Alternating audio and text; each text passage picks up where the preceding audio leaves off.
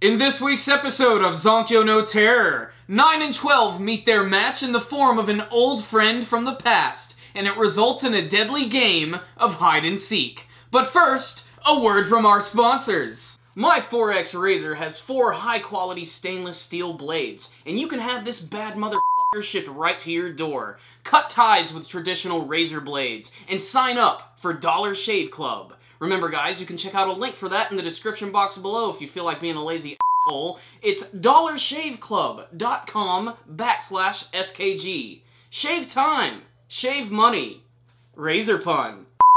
This was a pretty slick episode of Zankyou no Terror, which did something that I really wanted to see the series do, which is humanize 9 and 12. We actually got to see what their home life is like in this episode, and we also get to learn that Lisa is going to start living with them. Love her or hate her, she's here to stay, and she has a few funny scenes this week when she tries cooking for them and makes some of the most disgusting looking food you've ever seen. Not only that, but she almost messes up this big plan at the end of the episode, and she's basically there just to be there. You are tearing me apart, Lisa! But the big thing about this week's episode is that one friend that 9 and 12 had when they were at that institute when they were kids actually survived, and it looks like she grew up to be an FBI agent, and she seems to be helping out in the investigation with Sphinx.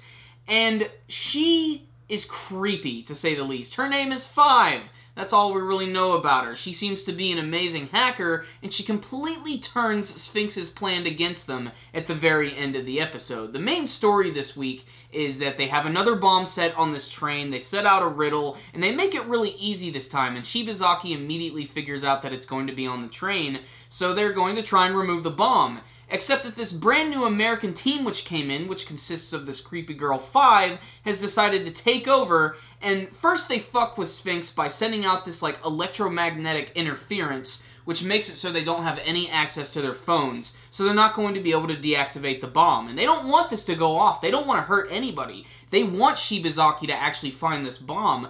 But this crazy bitch is making it so their entire plan is going to end up killing all these people on a train. So 9 and 12 have got to do the dirty work, and they've got to try and get in there and remove the bomb themselves. And 12 can't get to it, and there's a scene where 9 starts to break down and realize that it's actually 5 who's messing with them, because she's hacking into his computer, and he has to move on to another one to figure out where the train is going to be, and it's real close by, so he finally decides to run to it, and as soon as he gets into the train, someone is sitting there, he throws out a gas canister to try and create a little bit of a disturbance, but then the bomb suddenly goes off, and it probably even kills a few people, and it's really disturbing, because obviously they had no intention of hurting anybody, and it is kind of strange. I'm not really sure what their overall plan is and why they're setting up these bombs, because they're not revealing it quite yet, but obviously their opponent has got some real fucked up shit going on in their head. 5 seems like she's going to be a great villain, and she just looks like she reeks of personality and charisma,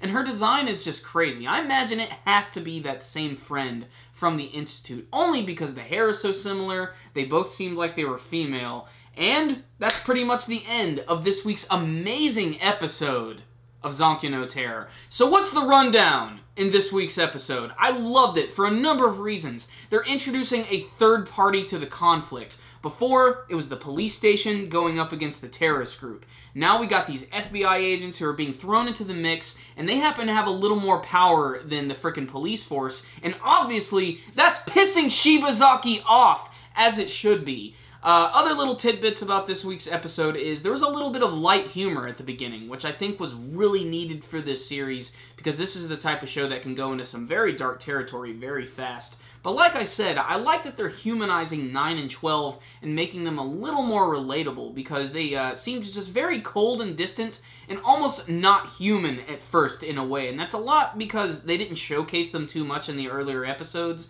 They had very few and far between scenes. But getting to see them living with Lisa this week was nice and kind of funny.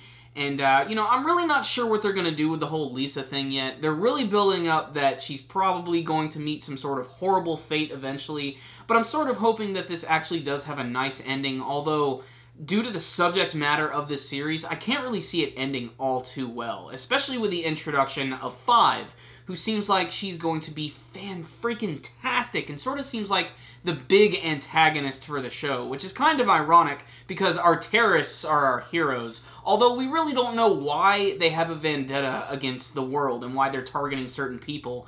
And they even sort of bring up this fact that there is like a group that they are targeting, possibly, but they really didn't build on it too much. There's just a lot of little hints in this episode, but otherwise everything else looked amazing. The artwork and the animation was as gorgeous as it always is.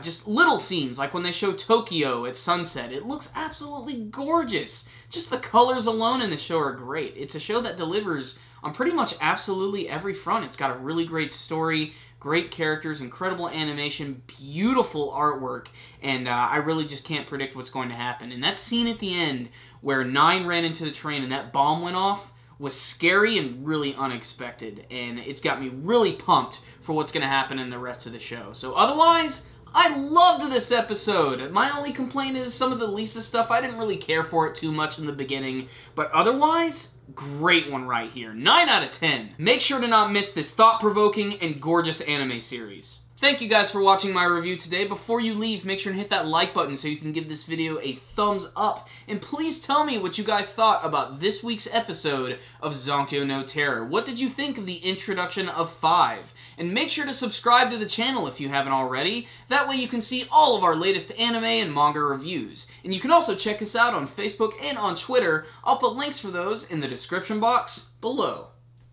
Do you like Amazon.com? I know I do. Corey and I now have an Amazon link in our video description box below. And if you go to it and buy anything through Amazon.com, it will support our channel. So bookmark that link, make it happen, and support our channel without having to do a damn thing. Another great way you guys can help support our channel is by donating directly through our PayPal link in the description box below. We recommend $2 a month, although this is completely optional. But the best way to go about this is by sneaking into your mom's room and taking $2. This way, she won't even notice. And we won't have to shake you up for all of your lunch money. So guys, that concludes this review today. Super Kami Guru 9000. Out.